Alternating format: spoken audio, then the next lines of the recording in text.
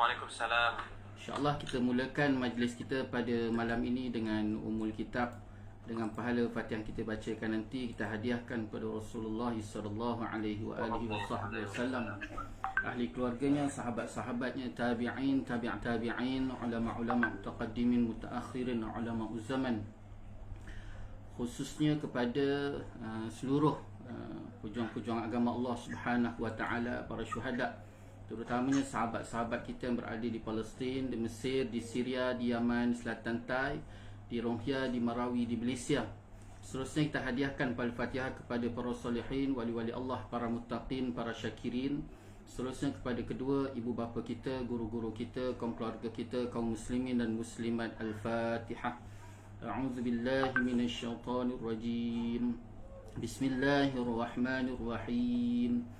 Alhamdulillahi rabbil alamin. Ar-Rahmanir Rahim. Maliki yaumiddin. Iyyaka na'budu wa iyyaka nasta'in. Ihdinas siratal mustaqim. Siratal ladzina an'amta 'alaihim ghairil maghdubi 'alaihim waladdallin. Amin. InsyaAllah untuk menambah baik lagi majlis kita pada malam ini, marilah sama-sama kita berselawat ke atas Nabi sallallahu alaihi wasallam. Semoga dengan kita berselawat ke atas Nabi sallallahu alaihi wasallam, Allah Subhanahu wa taala menambah lagi keberkatan, keredaan, rahmat, dan lebih-lebih lagi kita mengharapkan pengampunan daripada Allah Subhanahu wa taala, insya-Allah. Allahumma salli ala Sayyidina Muhammadin Nabiyil Ummi wa ala alihi wa sahbihi wa barik wa sallim. Allahumma salli ala Sayyidina Muhammadin Nabiyil Ummi wa ala alihi wa sahbihi wa barik wa sallim.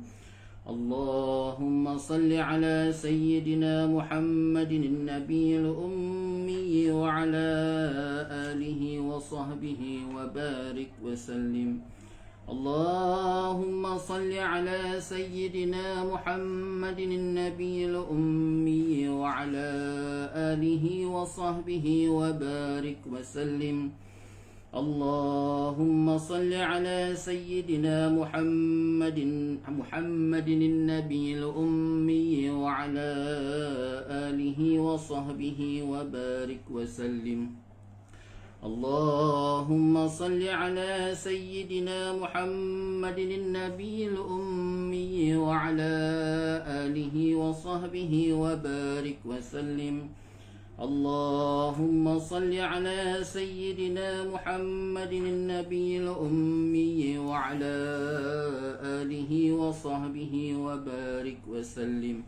اللهم صل على سيدنا محمد النبي الأمي وعلى آله وصحبه وبارك وسلم. اللهم صل على سيدنا محمد النبي الأمي وعلى آله وصحبه وبارك وسلم. اللهم صل على سيدنا محمد النبي الأمي وعلى آله وصحبه وبارك وسلم.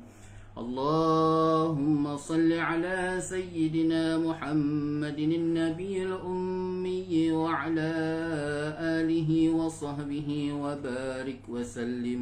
اللهم صل على سيدنا محمد النبي الأمي وعلى آله وصحبه وبارك وسلم.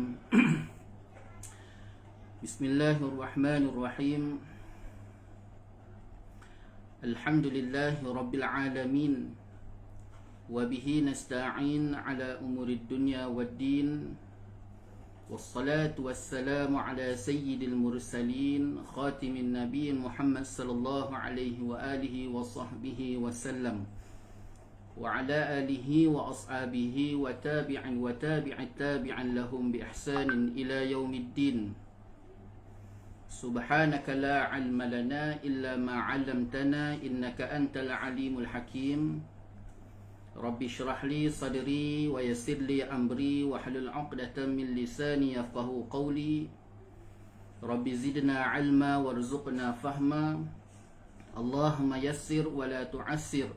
Rabbi tamim bil khair ya Fattah ya Alim iftah lana futuhal 'arifin. ولا حول ولا قوة إلا بالله العلي العظيم ولا حول ولا قوة إلا بالله العلي العظيم أما بعد قال الله تعالى في القرآن العظيم أعوذ بالله من الشيطان الرجيم بسم الله الرحمن الرحيم ألم نشرح لك صدرك ووضعنا عنك وزرك الذي أنقض ظهرك ورفعنا لك ذكرك فإن مع العسر يسرا إن مع العسر يسرا فإذا فرغت فانصب وإلى ربك فارغب صدق الله العظيم. Alhamdulillah, pertama-tamanya marilah sama-sama kita merafakkan rasa syukur kita ke hadrat Allah Subhanahu wa taala. Dengan keizinan Allah Subhanahu wa taala dapat bersama-sama kita bertemu bersua pada malam ini. Dan sama-sama kita mengharapkan semoga pertemuan kita pada malam ini Allah penuhkan dengan keberkatan, keredaan, rahmat. Dan lebih-lebih lagi kita mengharapkan pengampunan daripada Allah Subhanahu wa taala. Dan insya-Allah tak sampai 10 hari lagi kita akan masuk pada 10 Zulhijjah. Dan kita akan menyambut Aidil Adha, hari raya Aidil Adha. Satu hari yang sangat hebat, yang mempunyai sangat besar fadilat, kelebihan, sejarah, sirah yang dilakarkan. Dan kita harapkan semoga keberadaan kita dalam Zulhijjah ini bermula daripada 1 Zulhijjah sampailah kepada 13 Zulhijjah, hari Tasyrik. Allah penuhkan dengan kebaikan yang besar, dan Allah penuhkan dengan keberkatan, keredaan, dan lebih-lebih lagi kita mengharapkan Allah Subhanahu wa taala mengampuni segala dosa-dosa kita, serta kita harapkan sangat-sangat pada Allah Subhanahu wa taala supaya kita termasuk dalam golongan mereka-mereka yang mendapat taufik, hidayah, inayah, dan lebih-lebih lagi pimpinan dan pemeliharaan daripada Allah Subhanahu wa taala daripada segala fitnah dunia, fitnah akhirat, dan fitnah Dajjal. Ini yang dah bermula bermain daripada setiap bibir-bibir. Para ulama memberikan peringatan pada hari ini tentang lahirnya fitnah Dajjal. Jadi kita harapkan pada Allah Subhanahu wa taala supaya Allah Taala berikan kita pemeliharaan daripada segala fitnah-fitnah tersebut, dan senantiasa kita berada dalam keadaan keimanan yang benar-benar baik pada Allah Subhanahu wa taala.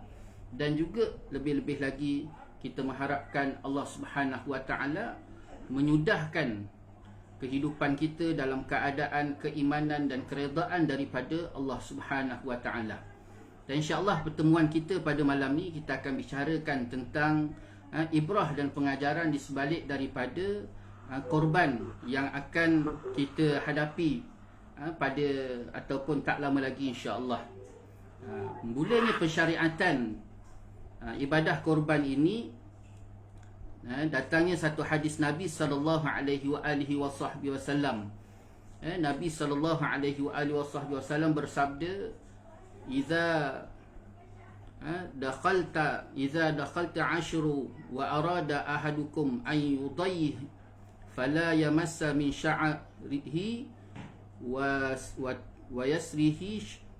Yang bermaksud apabila telah masuk 10 hari yang terawal daripada Zulhijjah. Nabi SAW berikan satu peringatan apabila telah masuknya 10 hari terawal daripada Zulhijjah dan salah seorang daripada kamu hendak melakukan ibadah kurban, maka janganlah dia memotong rambutnya serta kukunya. Rasulullah sallallahu alaihi wasallam memberikan peringatan bila tika mana masuk saja 10 yang terawal daripada Zulhijjah. Ni kita nak masuk bulan Zulhijjah ni tuan-tuan. Bila nak masuk 10 Zulhijjah, lalu ada keinginan, harapan dan cita-cita dalam diri kita untuk melaksanakan ibadah kurban, maka Rasulullah sallallahu alaihi wasallam melarang kita daripada melakukan memotong rambut dan juga memotong kuku. Maksud motong rambut ni daripada segala bulu-bulu yang berada dalam pada tubuh kita. Baik sama ada rambut, misai, janggut, bulu ketiak, bulu ari-ari, segala bulu yang ada atas tubuh kita, dan juga kuku. Dilarang oleh Nabi sallallahu alaihi wasallam daripada kita memotong. Ini pembicaraan bagaimana Rasulullah sallallahu alaihi wasallam mensyariatkan tentang ibadah korban tersebut, dan dikaitkan dengan larangan daripada kita melaksanakan dua perkara tadi, iaitu memotong rambut dan juga memotong kuku. Ini dia. Bila ada keinginan. Tapi kalau potong juga tidaklah sampai menjadi dosa, kerana hukumnya hanya sekadar jatuh kepada makruh. Tuntutan ataupun larangan Rasulullah itu tidak jatuh kepada haram, tetapi hanya sekadar jatuh kepada hukum makruh. Kalau kita lihat pula kepada sejarah persyariatan ibadah korban ini, tuan-tuan, bukan baru berlaku di zaman Nabi sallallahu alaihi wasallam. Bukan persyariatan itu baru bermula daripada Nabi sallallahu alaihi wasallam. Ini dah cukup ma'ruf. Dia bermula daripada zaman Nabi Allah Adam alaihissalam. Bagaimana Allah Subhanahu wa taala membicarakan tentang sebuah kisah Habil dan Qabil, anak Nabi Allah Adam alaihissalam, di dalam suratul Maidah ayat ke-27. A'udzubillahi minasyaitanir rajim. Bismillahirrahmanirrahim. Yang bermaksud, dan bacakanlah ke atas mereka berkenaan berita dua anak Nabi Adam dengan sebenar-benarnya, ketika mana keduanya melaksanakan ibadah kurban, lalu diterima kurban salah seorangnya dan tidak diterima kurban yang satu lagi. Lalu ketika itu Qabil berkata, nescaya aku akan membunuh kamu. Sesungguhnya Allah hanya menerima daripada kalangan orang yang bertakwa. Ini ayat bagaimana Allah Subhanahu wa taala membicarakan tentang sejarah kurban, yang bermula daripada peristiwa yang berlaku kepada anak Nabi Allah Adam AS, iaitu Habil dan Qabil. Peristiwa ni panjang, cerita ni panjang, tuan-tuan. Dia bermula bila ketika mana Qabil dan Habil mengutarakan kepada Nabi Allah Adam AS untuk minta supaya dikahwinkan. Keinginan, naik saja usia remaja, ada keinginan untuk berpasang-pasangan. Lalu ketika itu terus disampaikan keinginan ataupun anjuran Habil dan Qabil tadi kepada Allah Subhanahu Wa Taala. Lalu Allah Subhanahu Wa Taala perintahkan kepada Nabi Allah Adam AS supaya dikahwinkan. Mereka ni lahir dalam keadaan dua-dua, tuan-tuan, berpasang-pasangan. Habil, dia ada adik perempuan dia. Qabil ada adik perempuan dia. Qabil ni, tuan-tuan, dia ada adik perempuan. Adik perempuan dia cantik. Habil ni pula, tuan-tuan, dia ada adik perempuan yang sama lahir dengan dia, tapi adik perempuan dia tak cantik. Tapi Allah SWT tu, tuan-tuan, memerintahkan supaya mereka tu berkahwin bersilang. Qabil kena kahwin dengan adik perempuan Habil, Habil kena kahwin dengan adik perempuan Qabil. Lalu ketika tu Qabil tak puas hati, kerana dia perlu berkahwin, dia dikendaki supaya berkahwin dengan adik perempuan Habil, sedangkan adik perempuan Habil tu, tuan-tuan, tak berapa cantik dibandingkan adik dia sendiri yang cantik. Tapi ini perintah Allah Subhanahu Wa Taala. Lalu ketika itu rasa tak puas hati Qabil tadi, sampailah permasalahan isu ini Allah SWT ajukan semula kepada Allah. Nabi Allah Adam AS mengajukan semula kepada Allah SWT. Bila diajukan, di situlah, tuan-tuan, Allah SWT memerintahkan supaya Qabil dan Habil ni melakukan ibadah, ibadah kurban. Kalau Qabil tu, tuan-tuan, dia kerjaya, karier dia adalah seorang bercucuk tanam, seorang petani. Jadi Allah SWT perintahkan supaya mengambil segala tanam-tanamannya supaya dijadikan sebagai korban kepada Allah, ataupun diajukan, dikorbankan kepada Allah Subhanahu Wa Taala. Begitu juga Habil pula, tuan-tuan, karier dia, kerjaya dia ialah memelihara binatang haiwan ternakan.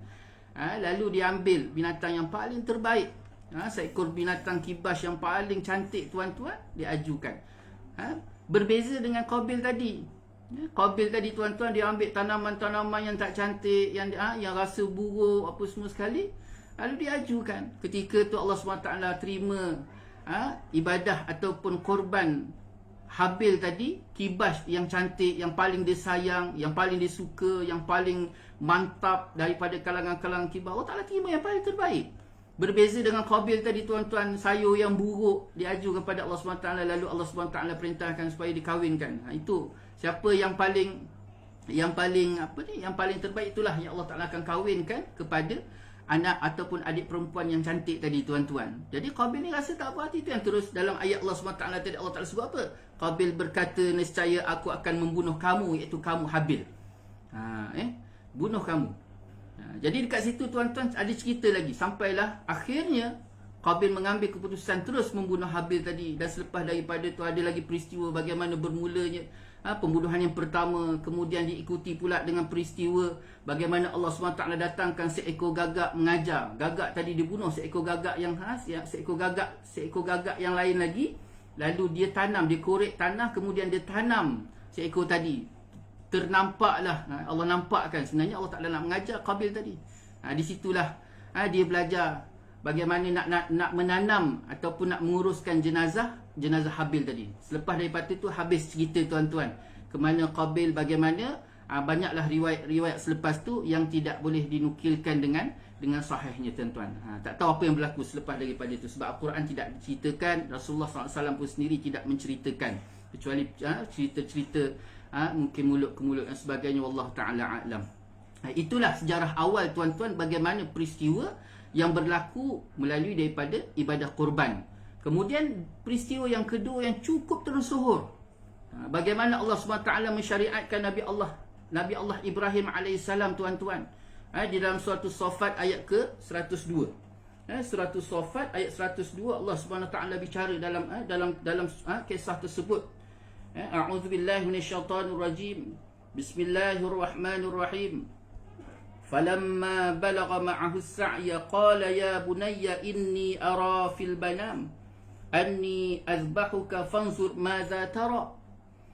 Qala ya abati if'al ma tu'mar satajiduni insyaallahu minas sabirin. Shadaqallahul azim.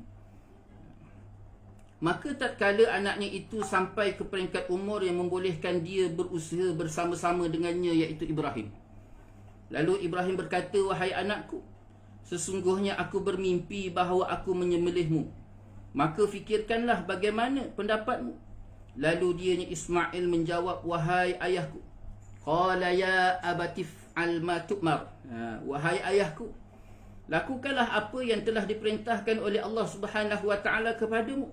Dengan kehendak Allah Subhanahu wa taala, engkau akan mendapatiku termasuk orang-orang yang sabar. Ini dalam surah As-Saffat ayat 102 tuan-tuan. Allah SWT sendiri membicarakan tentang peristiwa zabah ataupun korban ni tuan-tuan yang berlaku kepada Nabi Allah Ibrahim AS.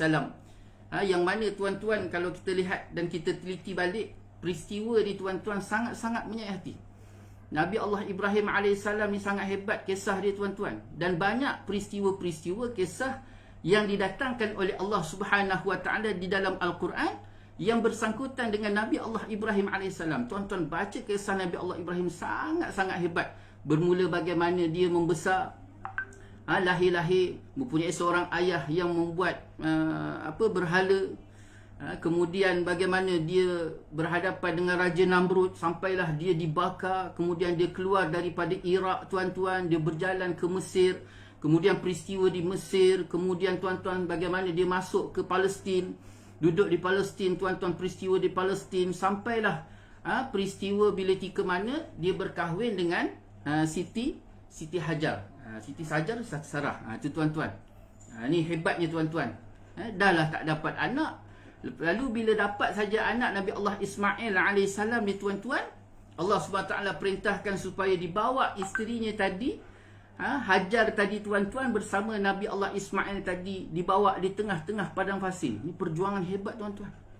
Bukan satu benda kecil-kecil. Itu sebabnya Nabi Allah Ibrahim AS ni tuan-tuan termasuk dalam Nabi-Nabi Ulul Azmi, Nabi dan Rasul Ulul Azmi, yang mana Allah uji dia tu bukan hanya sekadar pada diri dia, tetapi sampailah bagaimana dia nak melaksanakan titah perintah ketaatannya kepada Allah Subhanahu wa taala, dan juga liku-liku bagaimana dia berhadapan dengan Raja Namrud ketika nak menyampaikan dakwah. Begitu juga raja di Mesir. Begitu juga keadaan suasana di Palestin, tuan-tuan. Hebat Nabi Allah Ibrahim, sangat sedap, tuan-tuan.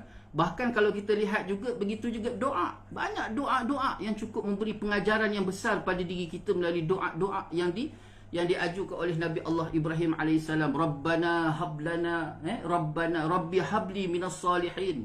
Tuan-tuan, doa ni cukup makruf kita baca. Tapi kadang-kadang kita tak tahu, tuan-tuan, doa ni daripada siapa. Kita tak tahu doa ni daripada siapa, tuan-tuan. Rabbi habli minas salihin, wahai Tuhanku, berikan kepadaku anak-anak yang soleh. Tuan-tuan, doa ni doa Nabi Allah Ibrahim ketika dalam keadaan Nabi Allah Ibrahim usia 70 tahun. Doa ni dibaca lagi di umur dia 70 tahun. Sarah ketika tu, tuan-tuan, umur dia 60 tahun. Beza 10 tahun dengan Nabi Allah Ibrahim AS. Dan mereka tidak mempunyai anak. Kalau dipikir sampaikan di dalam Al-Quran, Allah SWT sendiri menggambarkan mereka ni dah termasuk golongan orang yang berputus asa.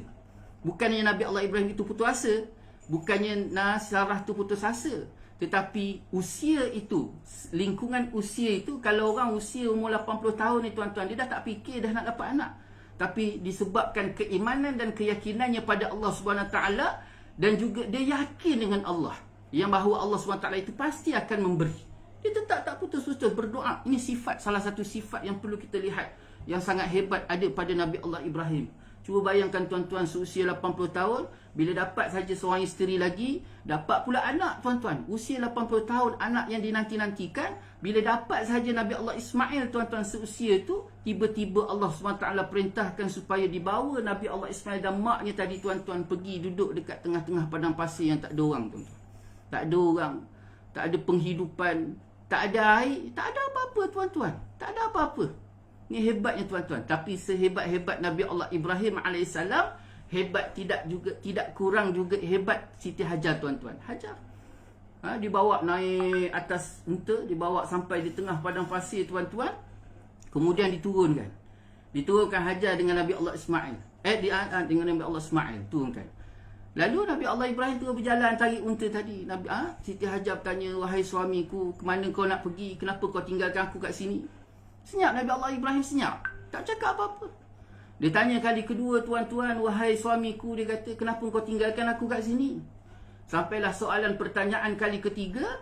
Lalu dia tanya lagi, wahai suamiku, adakah ini perintah Allah Subhanahu Wa Taala? Masya Allah. Tabarakallah, tuan-tuan. Hebat sangat, Allahu Akbar. Masya Allah. Sangat-sangat hebat, tuan-tuan. Siti Hajar tak ada ungkapan lain. Dia ungkapkan persoalan kali ketiga, wahai suamiku Ibrahim, dia kata, adakah ini perintah Allah? Bila sebut saja perintah Allah, barulah Nabi Allah Ibrahim AS, tuan-tuan, dia berhenti jalan tadi, berhenti langkah dia tadi. Terus dia pusing balik, dia kata, wahai isteriku, ini adalah perintah Allah Subhanahu Wa Taala. Masya Allah. Apa jawapan Siti Hajar, tuan-tuan? Hajar menjawab, wahai suami, kalau inilah perintah Allah, silakan. Ya Allah, kita hari ini, tuan-tuan, jauh, sangat-sangat jauh, tuan-tuan, mempertikaikan Allah. Kita mempertikaikan Allah. Masya Allah. Kenapa kita pertikaikan Allah? Auzubillah. Teruk, buruk sangat, tuan-tuan, perangai kita hari ini dengan Allah Subhanahu Wa Taala. Astaghfirullahalazim. Semoga Allah Taala mengampuni segala dosa kita. Siti Hajar, kalau inilah perintah Allah, silakan, tak apa. Dia kata, pergi Nabi Allah Ibrahim. Jadi ketika itulah pula kehidupan, tuan-tuan, dipendekkan cerita, sampailah seusia Nabi Allah Ismail AS. Panjanglah cerita, banyak peristiwa-peristiwa berlaku sehinggalah jadi kampung halaman Makkah tadi pun terbentuk dan sebagainya, tuan-tuan. Usia, ada setengah riwayat kata usia 7 tahun, ada setengah riwayat kata Nabi Allah Ismail usia 10 tahun, ada setengah riwayat kata umur 13 tahun, tuan-tuan. Ketika tu, tuan-tuan, waktu usia tu, seusia itulah Allah SWT perintahkan semula kepada Nabi Allah Ibrahim supaya kembali menemui Nabi Allah Ismail dan Siti Hajar isteri dia tadi. Datang, tuan-tuan. Dia menyebutkan ketika tu, dia buka saja pintu, terkejut. Nabi Allah Ismail terkejut. Siapa lelaki tua ni, dia kata. Mak, wahai mak, dia kata, siapa lelaki tua ni? Lalu mak dia kata, inilah ayah kau, Nabi Allah Ibrahim. Itu, tuan-tuan, mak yang solehah melahirkan anak yang soleh. Itu penting. Ini penting ni. Ibu yang baik akan melahirkan anak yang baik. Ayahnya, Nabi Allah Ismail, bila kata ayah dia, tak ada ungkapan lain, tuan-tuan. Tidak ada ungkapan lain. Tak, dia kata, ni bukan ayah saya. Tak, dia kata, buang saya tengah padang pasir. Ni kalau anak kita hari ni tuan-tuan. Kalau kita lah hari ni jadi Nabi Allah Ibrahim, letakkan anak tengah padang pasir, tiba-tiba dah besar, dah pandai cari makan sendiri tuan-tuan, kita datang jumpa dia, mau dia kata, ni bukan ayah saya. Dia kata, waktu saya susah dulu, tak pernah pun ayah datang bagi makan, tinggalkan kami kat tengah-tengah hutan belantara dan sebagainya. Terus, takkan dengan aku kita ayah tentu.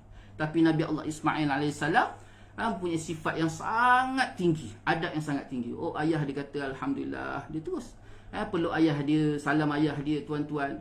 Riwayat menceritakan tuan-tuan, baru saja bertemu, Allah datangkan Nabi Allah Ibrahim AS menemui Nabi Allah Ismail ni tuan-tuan. Masya Allah, Nabi Allah Ibrahim ni sangat merindui anak dia pun tak cukup rindu pada ayah dia tuan-tuan, Siti Hajar. Mereka berpelukan sangat. Malam tu tidur tuan-tuan, Nabi Allah Ibrahim mimpi. Ni yang tadi tu, dia mimpi tuan-tuan, mimpi bahawa Allah SWT perintahkan kepadanya ke atas dia supaya menyembelih Nabi Allah Ismail AS. Keesokan hari terus diutarakan. Kerana mimpi Nabi ni tuan-tuan salah satu wahyu. Mimpi Nabi ni bila tika mana dia bermimpi adalah salah satu daripada wahyu daripada Allah Subhanahu Wa Taala. Jadi ajukan. Masya Allah tuan-tuan, cuba bayangkan ayah yang tak pernah berjumpa, berpisah lama, tinggal pula bukan dalam kondo, dalam rumah, dalam hutan tuan-tuan, ditinggalkan di tengah padang pasir, tak ada apa-apa tuan-tuan. Tiba-tiba datang jumpa tuan-tuan, besoknya dia mengutarakan bahawa Allah SWT perintahkan supaya menyembelih kau wahai Ismail. Bagaimana pandangan kau? Macam tu. Allahu Akbar tuan-tuan. Ni hebat pengorbanan dan perjuangan ayah Nabi Allah Ibrahim dan anaknya Nabi Allah Ismail. Hebat, kedua-duanya hebat. Nabi Allah Ibrahim melaksanakan perintah Allah, Nabi Allah Ismail menyahut dengan hati yang benar-benar hebat. Dia kata apa? Qala ya abati f'al. Abati ni tuan-tuan, perkataan abati ni, abun bapa, umun mak. Abun bapa, umun mak. Lalu bila kita datangkan tak tu abatif, dengan tak tu abatif al tu, abati dipanggil abati. Ya abati. Arab ni bila panggil ya abati, dipanggil ayah dia ya abati, itu ayah bahasa ataupun panggilan yang sangat-sangat lembut. Masya Allah. Panggilan yang sangat-sangat lembut tuan-tuan. Wahai ayahku, dia kata ya abati. Masya Allah. Tak ada jawapan lain, dia kata if'al ma tu'mar, buatlah apa yang kau telah diperintahkan. Allahu Akbar, tabarakallah tuan-tuan, hebat. Dipanggil dengan bahasa yang sangat lembut, ya abati.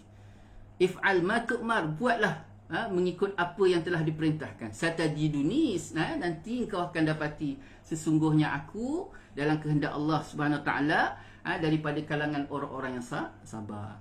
Sampailah terus dibawa Nabi Allah Ismail pergi ke satu tempat. Ditutup mata tuan-tuan, disembelih Nabi Allah Ismail, terpancutlah darahnya tuan-tuan. Lalu bila dibuka mata tadi, terkejut bahawa yang disembelih tadi bukan lagi Nabi Allah Ismail tetapi kibas, seekor kibas. Dan Nabi Allah Ismail berada di sampingnya. Allah, ini hebat tuan-tuan, perjuangan. Bagi perjuangan Nabi Allah Ibrahim dan Nabi Allah Ismail. Begitu juga peristiwa yang berlaku kepada Nabi Muhammad sallallahu alaihi wasallam. Nabi Muhammad sallallahu alaihi wasallam ni tuan-tuan dipanggil juga sebagai anak zabhain, anak dua penyembelihan. Yang pertama sembelihan anak keturunan daripada Nabi Allah Ismail. Zabah yang pertama iaitu daripada Nabi Allah Ismail. Zabah yang kedua iaitu bapanya sendiri, iaitu Abdullah, Sayyidina Abdullah tuan-tuan. Abdullah bin Abdul Muttalib. Itu ada peristiwa juga sehingga kan Nabi Allah ayahanda Nabi sallallahu alaihi wasallam iaitu Abdullah nak disembelih. Jadi tak jadi juga tuan-tuan, sehingga kan Abdul Muttalib menggantikan nazarnya itu dengan 100 ekor unta. Itu berpunca daripada mencari air Zam-Zam. Telaga Zam-Zam tu dicari, akhirnya jumpa. Dia dah bernazar, Abdul Muttalib bernazar, kalau aku jumpa telaga Zam-Zam ni, aku jumpa telaga Zam-Zam dan airnya keluar semula, maka aku bernazar akan ku sembelih salah seorang daripada anakku. 3 kali dia angkat. Dia buat pemilihan tuan-tuan.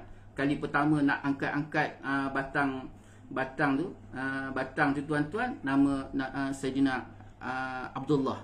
Angkat kali kedua, Semua orang tak setuju tuan-tuan. Seluruh pembesar Quraisy tak setuju, keluarga tak setuju. Sebab Sayyidina Abdullah ni tuan-tuan, Abdullah ni anak orang yang paling disayangi, bukan hanya pada adik-beradik, bukan pada keluarga sahaja, bahkan seluruh penduduk Mekah ni sayang sangat dia. Lelaki yang paling disayangi, bukan kadar perempuan saja, lelaki pun, kalangan keluarga, semua penduduk Mekah ni tuan-tuan sayang Sayyidina Abdullah. Itu sebab kali pertama mereka kata jangan bunuh Abdullah, jangan sembelih Abdullah. Angkat kali kedua tuan-tuan, nama Abdullah juga, jangan, dia kata jangan. Kali ketiga angkat juga, naik juga nama Sayyidina Abdullah tuan-tuan, bapa Nabi sallallahu alaihi wa alihi wasallam. Allahumma salli ala sayyidina Muhammad tuan-tuan. Akhirnya nazar tadi diganti dengan 100 ekor unta. Itu yang Nabi SAW tu dipanggil sebagai anak Zabhain, anak dua sembelihan. Masya Allah, ni hebat tuan-tuan, bagaimana peristiwa ni kita lihat. Dan inilah persyariatan yang diteruskan kepada umat Nabi besar Muhammad SAW. Dan setiap tahun disyariatkan tuan-tuan, bila masuk saja 10 Zulhijjah, maka kita disyariatkan supaya melakukan penyembelihan ataupun korban, ibadah korban ni tuan-tuan. Bukan hanya sekadar sunat, tetapi sunat muakkad. Sunat muakkad, sehingga kan Nabi SAW sebut setidak-tidaknya satu rumah tu ada seorang yang buat korban. Setidak-tidaknya dalam keluarga tu kena ada satu orang. Kena sampai macam tu sekali tuan-tuan, kita menyahut syariat Nabi SAW. Bukan hanya sekadar tuntutan Allah, bukan hanya sekadar pensyariatan, tetapi tuan-tuan, daripada itu ada simbolik, ada sirah, ada sejarah, ada cerita tuan-tuan, yang mana pengajarannya kita nak masukkan dalam dada kita, dalam kehidupan kita ni tuan-tuan, supaya kita jadi sebagaimana mereka, hebatnya berkorban, hebatnya berjuang, hebatnya melaksanakan ketaatan kepada Allah Subhanahu wa ta'ala. Inilah hakikat sebenar di sebalik daripada apa yang dikehendaki oleh Allah SWT. Bukan hanya sekadar memperingati, bukan hanya sekadar mengingatkan peristiwa-peristiwa yang berlaku, tetapi mengambil peristiwa tadi dan pengajaran-pengajaran di sebaliknya dimasukkan dalam kehidupan seharian kita tuan-tuan, untuk kita jadi seorang hamba yang benar-benar mentaati Allah Subhanahu wa ta'ala. Hebat tuan-tuan. Ini satu benda yang bukan satu benda yang biasa-biasa tuan-tuan. Lebih-lebih lagi pada hari ini tuan-tuan, situasi kita hari ini, sebagaimana Allah Ta'ala sebut. Saya nak datang ke satu ayat tuan-tuan. Allah SWT berfirman, ini situasi kita hari ini. Ini situasi kita hari ini. Dalam suratul Baqarah ayat 155, a'udzubillahi minasyaitonirrajim. Bismillahirrahmanirrahim. وَلَنَبْلُوَنَّكُمْ بِشَيْءٍ مِّنَ الْخَوْفِ وَالْجُوعِ وَنَقْصٍ مِّنَ الْأَمْوَالِ وَالْأَنفُسِ وَالثَّمَرَاتِ وَبَشِّرِ الصَّابِرِينَ. Sadaqallahul azim. Allah Subhanahu wa ta'ala berfirman, dan sesungguhnya akan kami berikan cubaan kepada kamu dengan sedikit ketakutan, kelaparan, kekurangan harta, jiwa dan buah-buahan. Dan berikanlah berita gembira kepada orang yang sabar. Ini situasi kita hari ini. Hari ini tuan-tuan, kita dalam keadaan mengalami ketakutan. Kita mengalami ketakutan hari ini tuan-tuan. Nak keluar rumah takut, nak jumpa kawan takut, nak salam takut, nak rapat-rapat takut, peluk dah tak ada dah tuan-tuan, cium dah tak ada dah, cium sahabat, cium pipi. Kita dulu-dulu tuan-tuan, 2 tahun lepas, kita jumpa sahabat kita laga pipi tuan-tuan, kita laga pipi, cium pipi. Hari ni kita jumpa mak ayah, kita nak cium mak ayah pun kita takut tuan-tuan. Kita nak salam pun takut. Ini ketakutan yang berlaku dalam kehidupan kita pada hari ini. Bahkan ketakutan itu bukan hanya sekadar ketakutan terhadap keadaan sekeliling kita, bahkan sampaikan ketakutan tuan-tuan bagaimana kita nak melalui kehidupan hari esok tuan-tuan.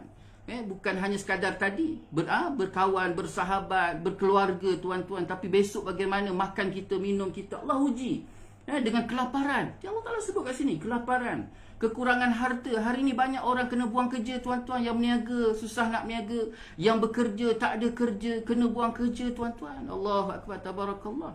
Ini dia. Kemudian Allah Ta'ala berikan bagaimana jiwa hari ni.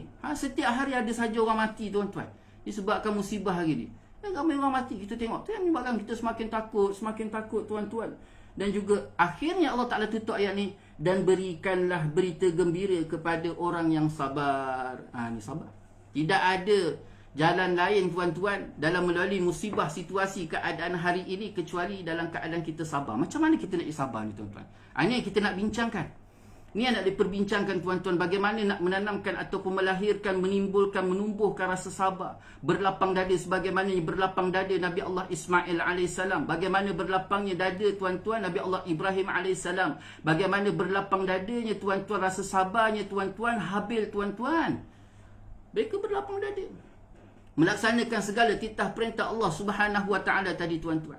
Itu sebabnya perkara pertama, asas dan teras dalam keadaan kehidupan kita ni tuan-tuan, tidak ada lain, tidak ada bukan, kecuali yang pertama sekali ialah menanam dan memasakkan keimanan yang benar-benar baik dalam diri kita kepada Allah Subhanahu Wa Taala. Yakin dengan Allah. Yakin dengan Allah. Kita yakin benar-benar dengan Allah Subhanahu Wa Taala. Macam mana nak tanamkan keyakinan dalam diri kepada Allah? Kena Allah. Kena Allah. Baik sama ada dengan ilmu akidah yang membicarakan tentang sifat-sifat yang wajib bagi Allah SWT. 20 sifat tu tuan-tuan, wujud, qidam, baqa tuan-tuan. Fahamkan betul-betul tentang perkara-perkara yang bersangkut paut dengan Allah SWT. Tanamkan pemahaman yang benar-benar baik, kerana kita tak akan boleh yakin kecuali setelah faham. Yakin tu akan datang dengan faham. Yakin tu datang dengan amal. Yakin tadi, keyakinan tu, iman tadi tuan-tuan, dia datang dengan faham. Faham tadi datang bermula dengan ilmu. Ilmu tu tuan-tuan langkah pertama, ilmu. Kemudian faham terhadap ilmu tadi. Kemudian tuan-tuan amal. Ni 3 benda yang kita kena ada. Ilmu, kemudian setelah tu faham terhadap ilmu tadi. Faham terhadap konsep keimanan tadi kepada Allah SWT. Keimanan terhadap kitab-kitab Allah. Ni tuan-tuan, Quran kita kena baca. Kita kena faham isi kandungan Al-Quran. Yakin terhadap malaikat-malaikat Allah. Yakin terhadap Nabi dan Rasul. Bukan sekadar kita yakin terhadap Nabi Muhammad dan erti kata, oh saya yakin. Tak. Apa yang dibawa oleh syariat Nabi. Apa yang dibawa oleh Nabi. Apa sunnah yang berlaku dalam kehidupan Nabi. Diterapkan dalam kehidupan kita. Itu keyakinan. Begitu juga tuan-tuan yakin terhadap hari akhirat. Yaumal qiyamah, yaumal hisab. Lepas tu tuan-tuan hari akhirat, hari pembalasan yang Allah Taala sebut, faman ya'mal mithqala dzarratin khairan yarah wa man ya'mal mithqala dzarratin syarran yarah. Kemudian yakin dengan qada qadar tuan-tuan. Ini masalah, ini yang berlaku pada hari ini. Ayat yang saya bacakan tadi, walanabluwannakum bisyai'in minal khaufi wal ju'i wa naqsin minal amwali wal anfusi wath thamarat. Ayat tersebut tuan-tuan sangat-sangat bersangkut paut dengan isu qada dan qadar. Sangat bersangkut paut dengan qada dan qadar tuan-tuan. Hari ini saya jumpa terlalu banyak orang yang mengutarakan saya sangat kecewa dengan Allah. Allahu Akbar. Masya Allah. Masya Allah. Na'udzubillah tuan-tuan. Na'udzubillah. Kecewa dengan Allah. Siapa kita nak kecewa dengan Allah tuan-tuan? Sedangkan sekalipun sakit kita menerima sesuatu benda yang Allah Ta'ala datangkan ke atas kita tu tuan-tuan, dia adalah yang paling terbaik. Situasi hari ini tuan-tuan, hakikatnya tuan-tuan, tidak ada seorang ulama pun menyangkal bahawa hari ini situasi keadaan yang kita lalui hari ini tuan-tuan bukan sekadar ujian, tetapi adalah pentarbiahan, pendidikan supaya akhirnya kita dapat melahirkan keimanan yang benar-benar baik terhadap Allah Subhanahu Wa Taala. Ini hakikat. Itu sebabnya tuan-tuan sangat cantik situasi yang kita akan lalui hari korban tak lama lagi tuan-tuan. Kemudian situasi keadaan COVID yang dah 2 tahun kita lalui ni tuan-tuan. Kalau hanya sekadar duduk dengan tangkup makan minum risau, macam mana ni makin naik apa semua, tanpa kita mengembalikan semula diri kita. Itu sebabnya Allah Ta'ala sebut allazina idza asabatuhum musibatun qalu inna lillahi wa inna ilaihi raji'un. Bila datang je musibah, qalu inna lillahi wa inna ilaihi raji'un, balik pada Allah. Bukan hanya sekadar mengungkapkan perkataan inna lillahi wa inna ilaihi raji'un, tapi balik pada Allah, balik dengan Allah, balik kepada Allah SWT. Bagaimana tuan-tuan menanam dan memasakkan keimanan yang benar-benar baik tuan-tuan, konsep keimanan tadi pada Allah, balik pada Allah. Itu sebabnya hari ini tuan-tuan, COVID banyak membuatkan masyarakat menjadi kufur secara tak langsung, syirik pada Allah, sangat-sangat syirik, sangat-sangat kufur tuan-tuan secara tak langsung. Na'udzubillah min zalik. Na'udzubillah. Jangan kata yang beriman dengan sesuatu yang tak sepatutnya tuan-tuan. Cukup hanya sekadar dia kecewa. Dia kecewa dengan Allah. Siapa dia nak siapa kita tuan-tuan yang nak rasa kecewa? Kita ni hanya sekadar tuan-tuan, seekor ayam. Contohlah tuan-tuan, ni tak lama lagi. Ayam tuan-tuan, ayam. Ada kita ada reban ayam. Kita ada reban ayam. Kita ada ayam dalam reban tuan-tuan. Oh, rumah kita hari ni dia kata, bang tolong tangkap seekor ayam hari ni. Saya nak buat sup ayam, dia kata. Nak buat sup ayam. Jadi kita pun masuk dalam geban, kita pun dah pandang, wah ayam ni sedap ni, dah cukup. Kita pun kejar ayam tadi. Kejar ayam tadi. Ayam tu kata apa? Tuan jangan kejar aku, pergilah tangkap dia. Ada seekor ayam lagi pula datang kat depan. Tolonglah tangkap saya, tangkaplah saya, sembelihlah saya. Tak nak, aku tak nak sembelih kau, aku nak sembelih. Ayam tu pun takut. Ayam tu lari. Jangan tangkap saya, jangan sembelih saya, tolonglah. Tuan ni tak adil ni. Kenapa mesti saya, kenapa tidak dia, kenapa tak orang tu, kenapa mesti saya nak disembelih? Tuan-tuan, apa jawapan kita, tuan ayam, tuan-tuan? Tidak ada jawapan lain. Suka hati akulah, aku nak. Ini tuan-tuan Allah. Tiba-tiba kita kata Allah SWT itu membuatkan saya rasa kecewa. Siapa kita, tuan-tuan? Allahu Akbar, tuan-tuan. Masya Allah, apatah lagi setiap apa yang Allah Ta'ala datangkan pada kita ni, tuan, tidak lain tidak bukan adalah kebaikan besar. Bukan hanya kehidupan di atas dunia, tetapi hakikat kehidupan kita besok di akhirat Allah Subhanahu wa Ta'ala. Faman ya'mal mithqala dzarratin khairan yarah. Zarrah ni, tuan-tuan, zarrah ni. Sebesar zarrah kebaikan yang kita lakukan, Allah akan balas kebaikan.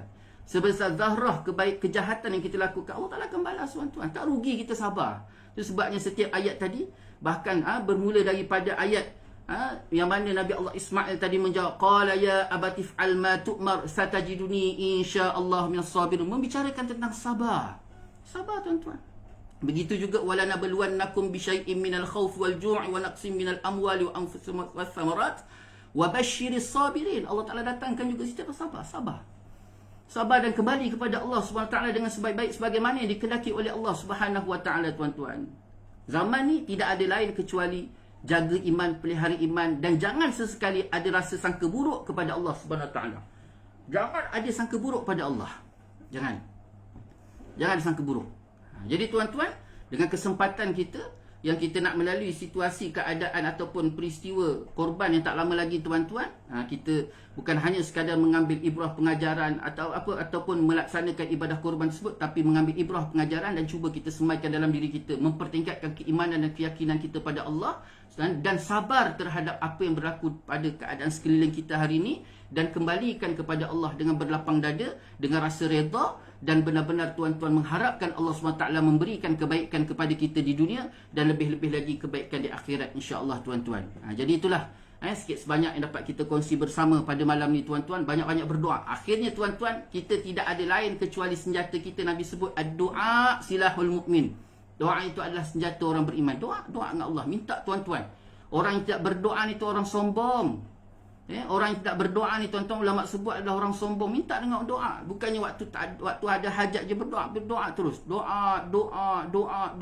Setidak-tidaknya, tuan-tuan, kita berdoa untuk menggambarkan kita ini seorang hamba yang senantiasa mengharapkan Allah Subhanahu wa taala, insya-Allah. Meletakkan segala pengharapan, pergantungan harap hanya semata-mata kepada Allah Subhanahu wa taala.